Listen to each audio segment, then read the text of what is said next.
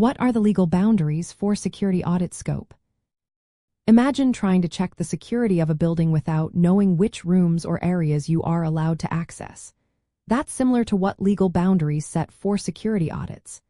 These boundaries define what parts of an organization's systems can be examined and what must stay off limits. When organizations plan security audits, they need to follow laws, industry rules, and regional regulations. These rules tell them what must be checked and how often. For example, healthcare providers must follow the Health Insurance Portability and Accountability Act, which specifies what data security measures are necessary.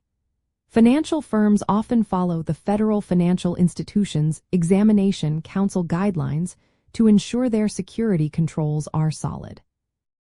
Most organizations use established frameworks like the National Institute of Standards and Technology or the International Organization for Standardization to guide their audits.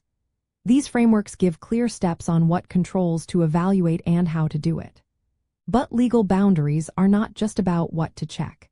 They also involve understanding the legal consequences if a security breach happens. Conducting regular security audits shows that a company is taking its cybersecurity seriously, which can help reduce legal risks if something goes wrong. Now, when it comes to legal boundaries, some rules are mandatory. For instance, the General Data Protection Regulation in Europe requires organizations to protect personal data and report breaches within a specific time frame. Other frameworks, like the National Institute of Standards and Technology, are voluntary but widely accepted, giving organizations flexibility in how they meet security standards. Different industries have their own legal requirements.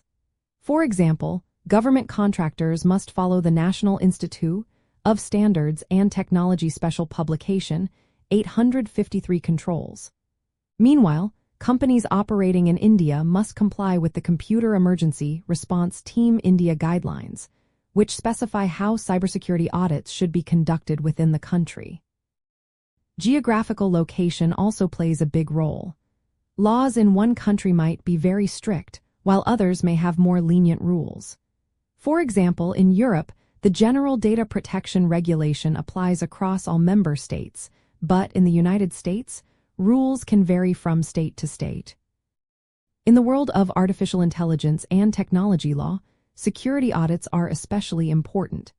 They help verify that AI systems handle data properly, are protected from cyber threats, and follow legal standards like the General Data Protection Regulation.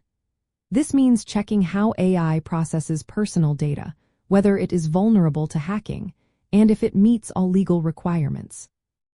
In summary, the legal boundaries for security audit scope are shaped by laws, industry standards, and regional rules.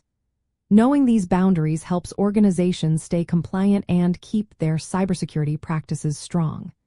It's especially important as new technologies like artificial intelligence continue to evolve and requiring careful legal oversight.